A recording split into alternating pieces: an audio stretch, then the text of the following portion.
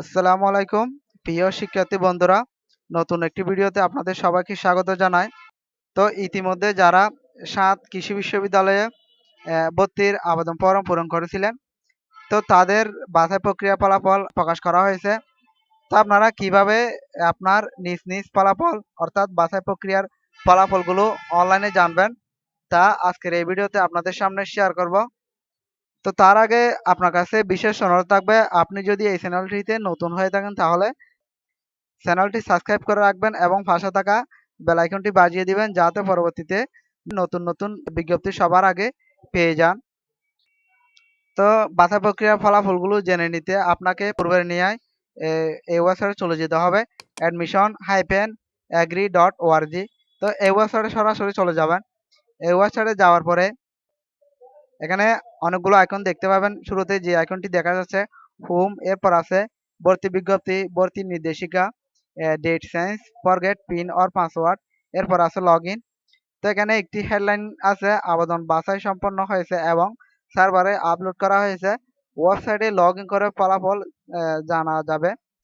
তো আপনারা আপনার ফলাফলগুলো, বাছাই প্রক্রিয়ার ফলাফলগুলো জেনে নিতে পারবেন এখানে লগ ইন করে।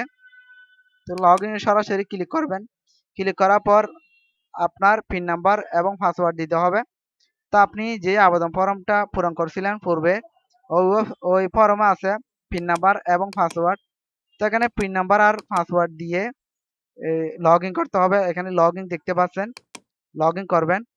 লগ ইন করার পর এখানে শুরুতেই দেখতে পাবেন আবেদনের অবস্থান দেখতে পাবেন, এরপর বাছাই ফলাফল।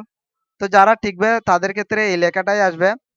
যেমন আমি যে আবেদন ফর্মটা দেখতেছি, ও কিন্তু বাছাই প্রক্রিয়ায় বিবেচিত হয়েছে, অর্থাৎ টিকছে।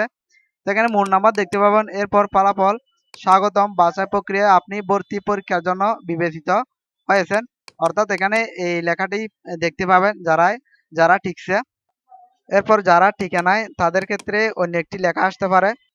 তো যারা ভর্তির জন্য বিবেচিত হননি তাদের ক্ষেত্রে এরকম লেখাটি দেখতে পাবেন, দুঃখিত, বাছাই প্রক্রিয়ায় আপনি ভর্তি পরীক্ষার জন্য বিবেচিত হননি।